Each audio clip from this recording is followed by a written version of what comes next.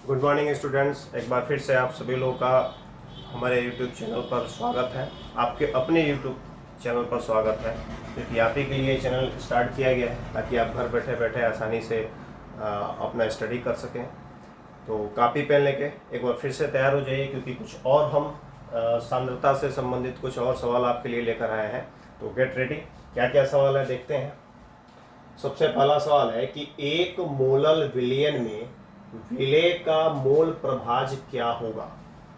Molal विलयन, अच्छा मोललता क्या होता है, जरा इस पर हम सोचते हैं। मोललता, मोलल्टी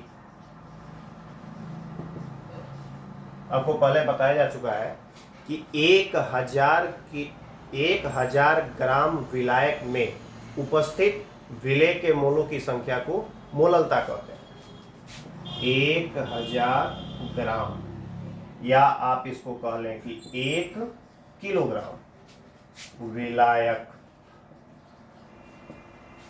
में जितना विलेय का मोल होगा, विलेय के मोलों की संख्या, उसी को हम क्या कहते हैं, मोललता कहते हैं। एग्जाम्पल के तौर पर अगर हम कहें कि एक मोलल विलयन, तो इसका मतलब ये हुआ कि 1000 ग्राम विलायक में विलेय का 1 मोल उपस्थित है। 1000 ग्राम विलायक में विलेय का 1 मोल उपस्थित है।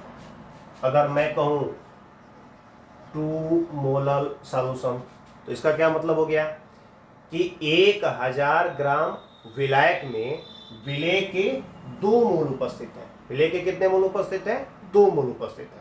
तो मोललता समझ में आ गया। कह रहा है एक मोलल विलयन, तो एक मोलल विलयन का मतलब क्या हो गया कि 1000 ग्राम विलायक में विलेय का 1 मोल उपस्थित है। 1000 ग्राम विलायक में विलेय का 1 मोल उपस्थित है। क्या निकालना है हमें? विलेय का मोल प्रभाज। मोल प्रभाज क्या होता है, इसके बारे में भी थोड़ा सा डिस्कशन कर लें। पहले बताया जा चुका है। मोल प्रभाज, मोल प्रभाज, जिसको अंग्रेजी में हम मोल फ्रैक्शन कहते हैं। मोल फ्रैक्शन क्या होता है? मोल प्रभाज, सपोज कि यह एक सॉल्यूशन है, बाइनरी सॉल्यूशन है, यानी इसमें विलायक है और सिर्फ एक विलेय है। मान लीजिए विलायक ए है और विलेय बी है। सपोज दैट कि ए के मोलों की संख्या Na है और बी के मोलों की संख्या Nb। इसमें ए का मोल भुला हुआ है और बी का मोल भुला हुआ है। ए के कितने मोल भुले हुए हैं? Na। बी के कितने मोल भुले हुए हैं?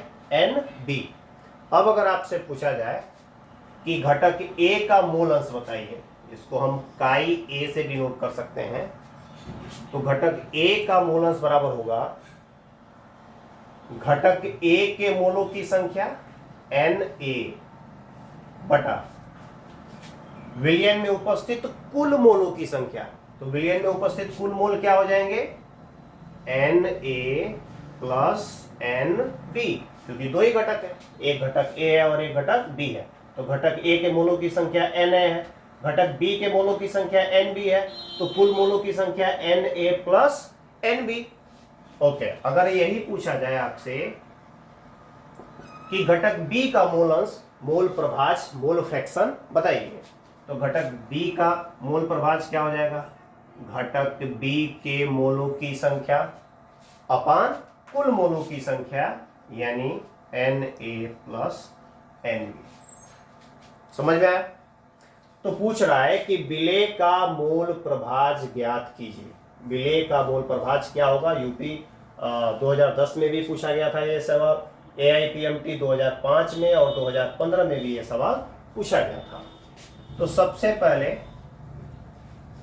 दिया है एक मोलल विलयन दिया है। तो एक मोलल विलयन का मतलब ये हो गया कि 1000 ग्राम विलायक।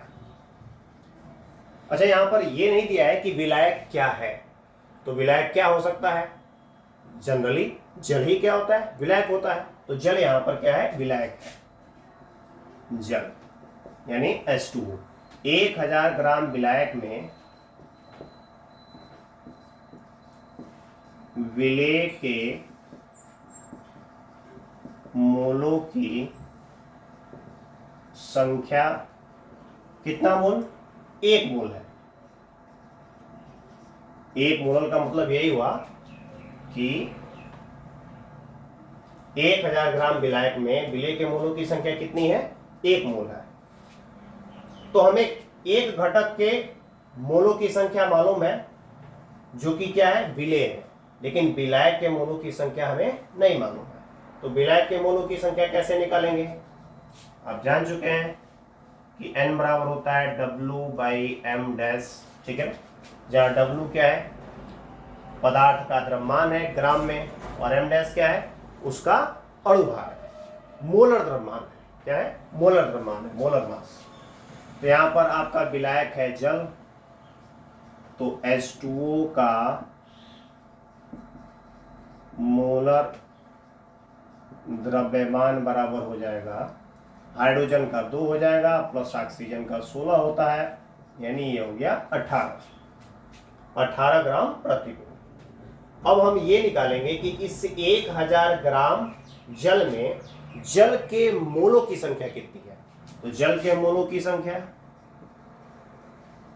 जल के मोलों की संख्या, जल के मोलों की संख्या कैसे निकलेगा, जल का द्रव्यमान कितना है, 1000 ग्राम है, कितना है, 1000 ग्राम बटा मोलर द्रव्यमान, मोलर मास कितना होगा जल का, 18, भाग देंगे तो आएगा 55.56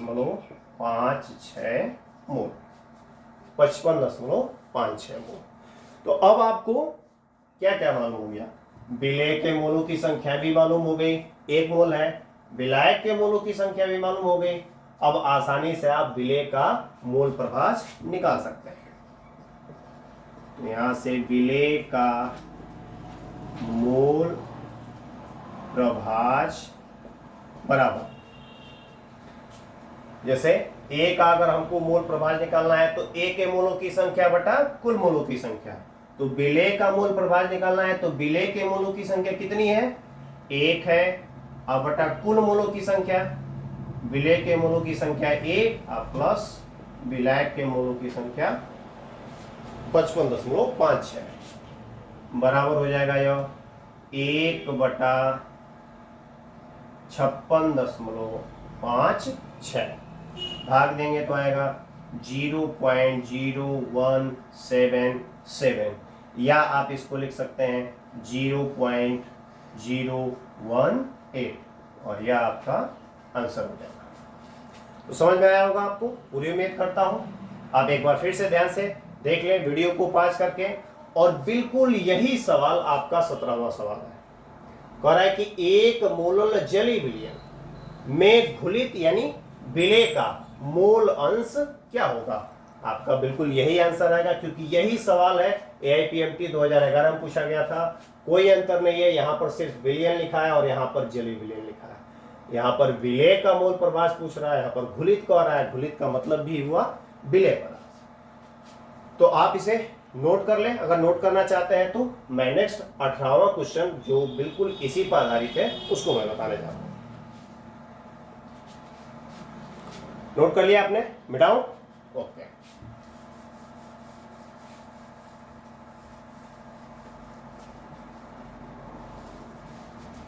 चलिए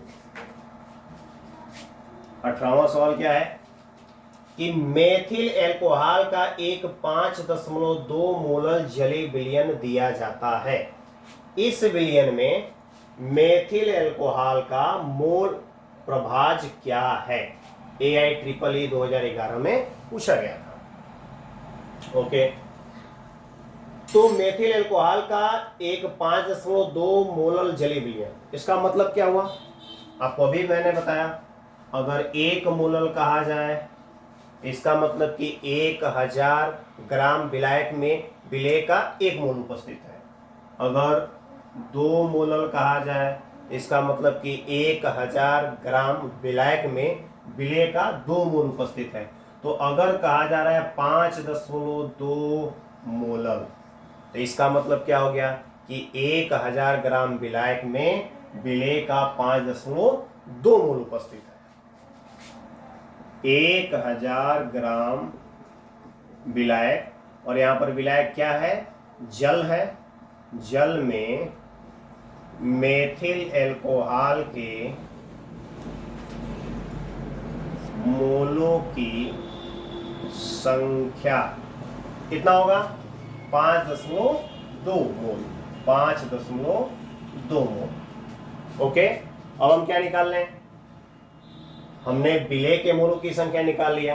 अब हम विलायक के मोलों की संख्या निकाल लें तो मोल प्रभाव निकाल सकते हैं। तो विलायक क्या है? आपका जल है। तो जल के